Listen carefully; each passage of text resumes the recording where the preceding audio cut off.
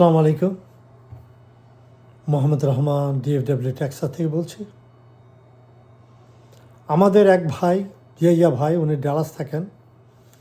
উনি বাংলাদেশের জনগণকে বলছেন যে পৃথিবীর 5টি মুসলিম দেশ, উনের বক্তব্যটা ভালোই লেগেছে। 5টি মুসলিম দেশ ওয়েল নো যে মুসলমানরা এইখানে না এসে আমেরিকা, ওয়েস্টার্ন ওয়ার্ল্ডে না গিয়ে টার্কি, মালয়েশিয়া, সৌদি আরব, ইউনাইটেড আরব আমিরাত বা কাতার, এই দেশগুলোতে যাওয়ার চেষ্টা করলে ভালোই বলেছেন, কোনো সন্দেহ নাই। কিন্তু উনের একটি কথা আমি আপত্তি করি।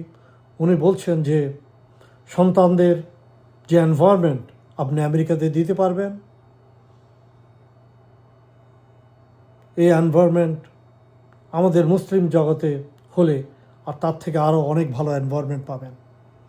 আমি ভাইকে বলবো, জানাব ভাই, এনভায়রনমেন্ট আমি দেখেছি অনেক আমেরিকায়, এইখানে ছেলেরা ইভেন সৌদি আরব, মালয়েশিয়া, কুয়েত, দুবাই থেকে তারা আমেরিকাতে তাদের সন্তানদেরকে দিন ইসলামী লাইনে রেখে হাফিজ ওলামা বানিয়েছে। It depends on the family. It depends on their parents, not on a country. আপনার যেই ফিলসফি, এই ফিলসফি হয়তো আপনার জন্য প্রযোজ্য, কিন্তু ভাই আমি এই ফিলসফিতে বিশ্বাস করতে পারি না, এবং আমি মানুষকেও এই ফিলসফিতে আমি উদ্বুদ্ধ করব এই বলে আমি মনে করছি না।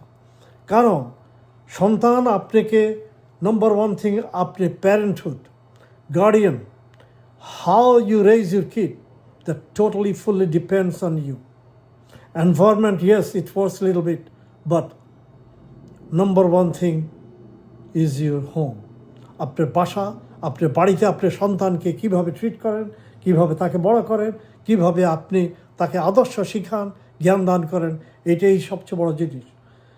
অনেক মা বাবাকে দেখেছে তারা সন্তানের সাথে কোনো কথা বলতে চায় না, তাদের সন্তান এসে বেডরুমে চলে যায়। এটা তাদেরই দোষ, মা বাবারই দোষ।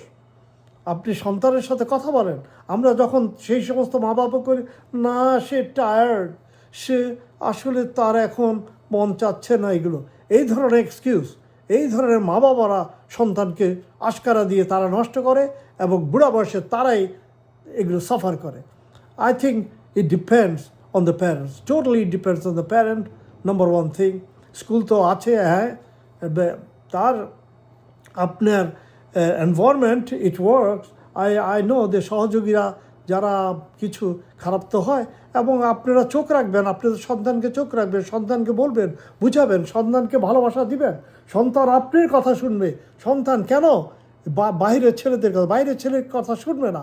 আপনি যদি তাকে সত্যিকারের ভালোবাসা, আন্তরিকতা এবং তার সাথে friendly, become a friend with is child, তাইলে ইনশাল্লাহ আমি তো মনে করি আলহামদুলিল্লাহ, আমি আমার 2 ছেলেকে আমেরিকায় রেজ করে দে আর 30 years old, and আলহামদুলিল্লাহ দে আর ইন এ গুড শেপ।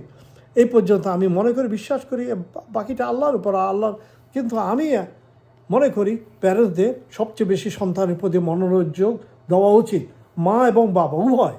শুধু মা বললে হবে না, বাবা মা উভয়কে সন্তানের প্রতি মনোনিবেশ করতে হবে। তাইলে আপনি সন্তানকে সঠিকভাবে বড় করতে পারবেন, যে দেশে আপনি রাখেন। এবং আমাদের, হ্যাঁ, ওয়েস্টার্ন ওয়ার্ল্ডে আমাদের ভূমিকা আছে। আপনি নিজেই তো লিখেছেন যে আগামী 50 বছরের মধ্যে পশ্চিমা জগৎ মুসলমান হয়ে যাবে। তাইলে আপনি কেন ভয় করছেন?